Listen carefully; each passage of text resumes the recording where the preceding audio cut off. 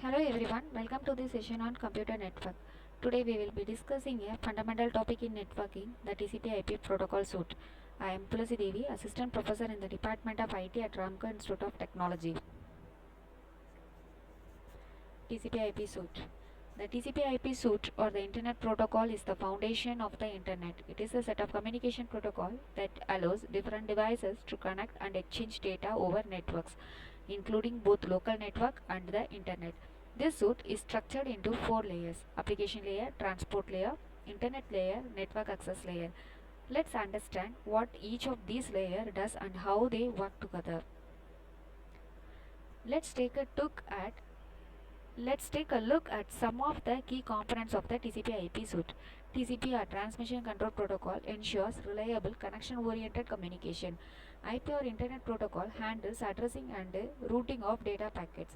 The application layer supports services like web browsing and email. The transport layer manages end-to-end communication using TCP or UDP. The Internet layer focuses on IP addressing and routing. And finally, the network access layer handles the physical data transmission. Together, these layers make communication across the Internet possible. Here are some important functionalities that TCP/IP suite provides. Data segmentation, breaking data into manageable packets, addressing and routing, assigning IP address and determining optimal path. Error control, ensuring data is delivered without corruption. Flow control, preventing overwhelming slower receivers. Connection management, managing active connection between devices. Each of these functions ensures smooth and efficient communication between systems.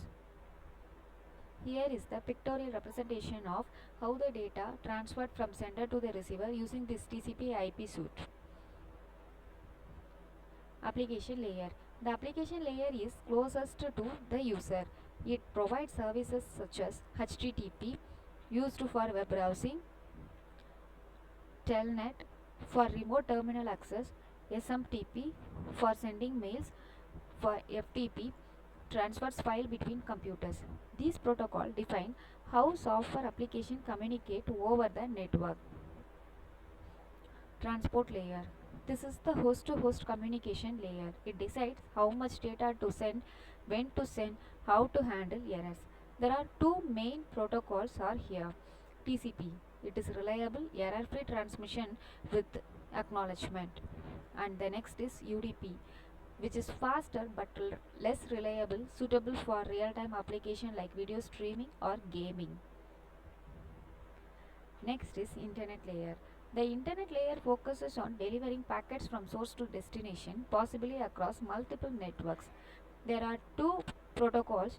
One is IP, assigns source and destination address, that is IPv4 and v6. And the next is ARP, which resolves IP address into physical MAC addresses. This layer does not ensure reliable delivery. That's handled by the transport layer. The next is network access layer. This layer handles the actual physical transmission of data.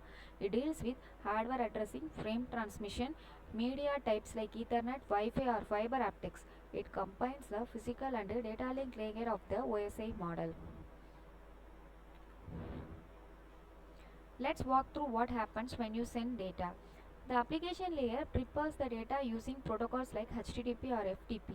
And the next is transport layer, which segments data and ensures reliability using TCP or speed using UDP. And the next is Internet layer, which adds IP addresses and finds the best route. And the next is network access layer, which sends frame over the physical network. At the receiver's end, the process reverses to rebuild and deliver the data.